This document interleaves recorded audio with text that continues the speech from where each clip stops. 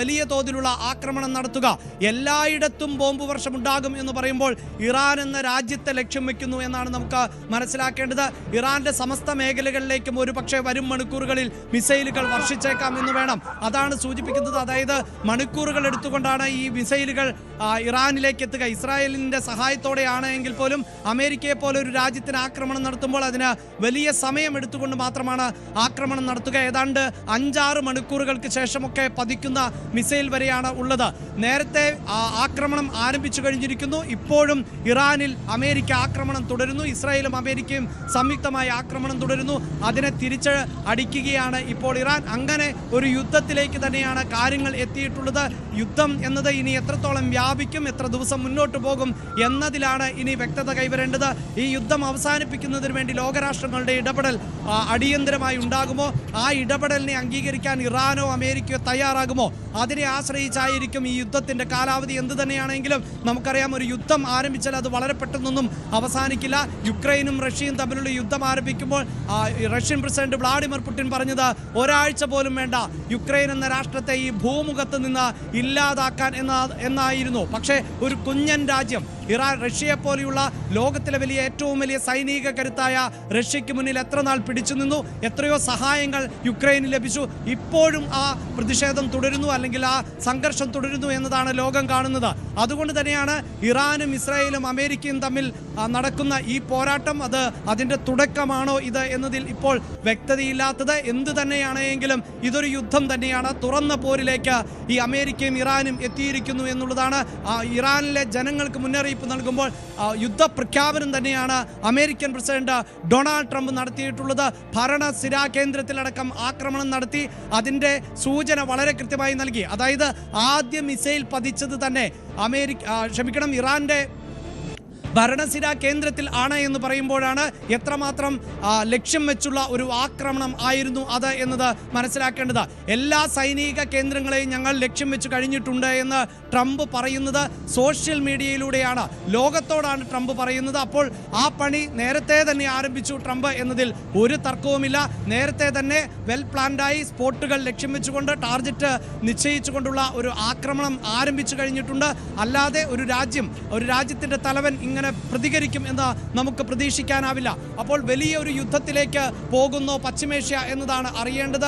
അതിൻ്റെ പ്രതിഫലനങ്ങൾ അതിരൂക്ഷമായിരിക്കും എന്നതാണ് അറിയേണ്ടത്. ഇപ്പോഴിതാ ഞാൻ നേരത്തെ സൂചിപ്പിച്ചിരുന്നു, അതായത് ടോമി റിപ്പോർട്ടിങ്ങിൻ്റെ ഇടയിൽ ഞാൻ പറഞ്ഞിരുന്നു, ഇപ്പോൾ മറ്റ് രാജ്യങ്ങളിലേക്ക്, ഗൾഫ് രാജ്യങ്ങളിലേക്ക് അടക്കം ഇറാന്റെ ഭാഗത്ത് നിന്നുള്ള തിരിച്ചടികൾ ഉണ്ടാകാം എന്നതാണ്. അമേരിക്കയുടെ സൈനിക കേന്ദ്രങ്ങളെ ലക്ഷ്യം വെച്ചുകൊണ്ട് ഇറാൻ തിരിച്ചടിക്കാം. അമേരിക്ക ഇറാനുമായി സഹകരണം പുലർത്തുന്ന രാജ്യങ്ങളെ ആക്രമിക്കാം. അങ്ങനെയുള്ള വിവരങ്ങൾ കൂടി ഇപ്പോൾ പുറത്തു വരുമ്പോൾ ബഹ്റൈനിലും സ്ഫോടനം നടന്നിരിക്കുന്നു എന്നതാണ് എടുത്തു പറയേണ്ടത്. ജെറുസലേമിൽ സ്ഫോടനം ഉണ്ടായപ്പോൾ ഞാൻ സൂചിപ്പിച്ചു കഴിഞ്ഞതാണ്, ജോർദാൻ ഉൾപ്പെടെയുള്ള മേഖലകൾ സുരക്ഷിതമല്ല എന്ന്. ഇപ്പോഴിതാ ജോർദാനിലും സ്ഫോടന ശബ്ദം എന്ന ഏറ്റവും പുതിയ വിവരം കൂടിയാണ് നമുക്ക് പങ്കുവെക്കേണ്ടതായി വരുന്നത്. അങ്ങനെയെങ്കിൽ ഒരു രൂക്ഷമായ ആക്രമണത്തിന് അമേരിക്ക മുതിർന്നു എന്ന് തന്നെയാണ് ഇപ്പോൾ വ്യക്തമാകുന്നത്. അമേരിക്ക യുദ്ധസമാനമായ ഒരു സാഹചര്യത്തെ മുന്നിൽ കണ്ടുകൊണ്ടുള്ള തയ്യാറെടുപ്പുകൾക്കൊടുവിൽ യുദ്ധം ആരംഭിച്ചിരിക്കുന്നു. ഇറാന് മേൽ ഇപ്പോൾ മിസൈൽ വർഷം തീർക്കുക എന്നത് തന്നെയാണ് അമേരിക്കയുടെ ലക്ഷ്യം എന്ന് വേണം നമുക്ക് മനസ്സിലാക്കാൻ. ഈ രാത്രി നിങ്ങൾ ഉറങ്ങില്ല എന്ന് ഡൊണാൾഡ് ട്രംപ് പറയുന്നത് അതുകൊണ്ട് തന്നെയാണ്. നിങ്ങൾ കരുതിയിരിക്കുക, ജീവൻ വേണമെങ്കിൽ ഏറ്റവും സുരക്ഷിതമായ ഇടങ്ങളിലേക്ക് പോവുക, ഭരണകൂടത്തെ പിന്തുണയ്ക്കുന്നവർ മരണത്തെ വരിക്കാൻ തയ്യാറാവുക എന്ന തരത്തിലുള്ള മുന്നറിയിപ്പാണ് ഇപ്പോൾ അമേരിക്കൻ പ്രസിഡന്റ് ഡൊണാൾഡ് ട്രംപ് നൽകിയിട്ടുള്ളത്. അതിൽ നിന്ന് തന്നെ വ്യക്തമാണ് യുദ്ധമാണ് ഇപ്പോൾ നടന്നുകൊണ്ടിരിക്കുന്നത്. അഭിലാഷ്, ഒരു യുദ്ധത്തിലേക്ക് നീങ്ങുന്നു. കാരണം ഇറാൻ നേരത്തെ പറഞ്ഞിരുന്നു, തിരിച്ചടിക്ക് ഞങ്ങൾ തയ്യാറെടുക്കുകയാണ്, കഠിനമായ മറുപടി തന്നെയായിരിക്കും ഉണ്ടാവാൻ പോകുക. അതായത് ഇസ്രായേലിനോടും അമേരിക്കയോടും ഇറാൻ നൽകുന്ന മുന്നറിയിപ്പതാണ്, ശക്തമായ തിരിച്ചടി നൽകും, കഠിനമായ മറുപടി ഉണ്ടാകുമെന്ന്. അതിനിടെ ട്രംപിന്റെ ഭാഗത്തു നിന്നുള്ള പ്രതികരണവും വരുന്നു. ഈ രാത്രി തിരിച്ചടി, വലിയ രീതിയിലുള്ള തിരിച്ചടികൾ ഉണ്ടാകുമെന്ന് അമേരിക്കയും ഇസ്രായേലും മുന്നറിയിപ്പ് നൽകുന്നു. എന്തായിരിക്കും സംഭവിക്കാൻ പോവുക?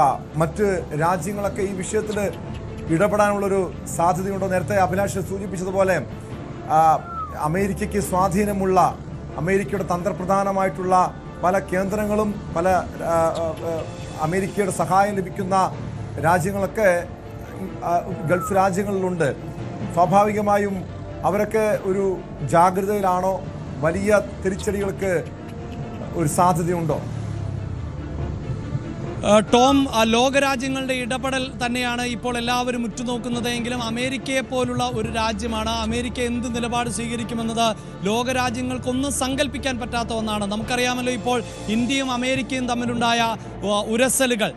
ഇന്ത്യയാണ് ഏറ്റവും അടുത്ത സൗഹൃദ രാഷ്ട്രമെന്നും ഇന്ത്യൻ പ്രധാനമന്ത്രി നരേന്ദ്രമോദിയാണ് തൻ്റെ ഏറ്റവും അടുത്ത സുഹൃത്ത് എന്നും പറഞ്ഞു വെച്ച അതേ ട്രംപ് തന്നെയാണ് ഏറ്റവും ഉയർന്ന തീരുവ ബ്രസീലിനും ഇന്ത്യക്കുമാണ് ചുമത്തിയിരുന്നത് എന്നതാണ് എടുത്തു പറയേണ്ടത്.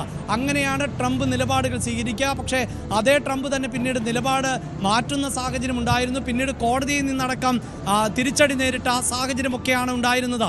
ലോകരാഷ്ട്രങ്ങൾ, പ്രത്യേകിച്ച് ഐക്യരാഷ്ട്രസഭയ്ക്കാണ് ഈ വിഷയത്തിൽ സജീവമായി ഇടപെടാൻ സാധിക്കുന്നത്. പക്ഷേ നമ്മൾ ഏറ്റവും സങ്കടത്തോടു കൂടി തന്നെ പറയേണ്ടത്, ഐക്യരാഷ്ട്രസഭയ്ക്ക് ഈ അടുത്ത കാലത്ത് ലോകരാഷ്ട്രങ്ങൾക്കിടയിലുണ്ടായ സംഘർഷ വിഷയങ്ങളിലൊന്നും ഇടപെടാൻ സാധിച്ചില്ല. അതൊരു യാഥാർത്ഥ്യമാണ്. ആ യാഥാർത്ഥ്യത്തെ മാറ്റി നിർത്തിക്കൊണ്ട് നമുക്ക് ഈ വാർത്ത റിപ്പോർട്ട് ചെയ്യുക എന്നത് അസാധ്യമാണ്. കാരണം എത്രയോ ഉദാഹരണങ്ങൾ നമുക്ക് മുന്നിൽ നിൽക്കുന്നു. നേരത്തെ സൂചിപ്പിച്ചതുപോലെ ഇസ്രായേലും ഹമാസും തമ്മിലുള്ള പോരാട്ടം, ഗാസ എന്ന ഒരു മുനമ്പ് ഇല്ലാതായ സാഹചര്യം നമുക്കറിയാം. അവിടെ ഐക്യരാഷ്ട്രസഭയ്ക്ക് കാര്യമായി ഇടപെടാൻ സാധിച്ചില്ല. ഇപ്പോൾ തന്നെ പാകിസ്ഥാനും അഫ്ഗാനിസ്ഥാനും തമ്മിലുള്ള പോരാട്ടം തുടരുന്ന ഒരു സാഹചര്യമുണ്ട്. നമ്മുടെ അയൽരാജ്യമാണ് പാകിസ്ഥാനും അഫ്ഗാനിസ്ഥാനും. അവിടെയും ഐക്യരാഷ്ട്രസഭയ്ക്ക് ഒരു ഇടപെടലും നടത്താൻ സാധിച്ചിട്ടില്ല. റഷ്യ യുക്രൈൻ യുദ്ധം ഇപ്പോഴും തുടർന്നുകൊണ്ടേ ഇരിക്കുന്നു. അത്തരത്തിലുള്ള ഒരു സാഹചര്യത്തിലൊന്നും ഐക്യരാഷ്ട്രസഭയ്ക്ക് ഇടപെടാൻ സാധിക്കുന്നില്ല. ഇനി എനിക്ക് തോന്നുന്നത് ഏറ്റവും പ്രധാനപ്പെട്ടതായി ഗൾഫ് സോണുകൾക്കാണ് ഈ വിഷയത്തിൽ ഏറ്റവും നന്നായി ഇടപെടാൻ സാധിക്കുക.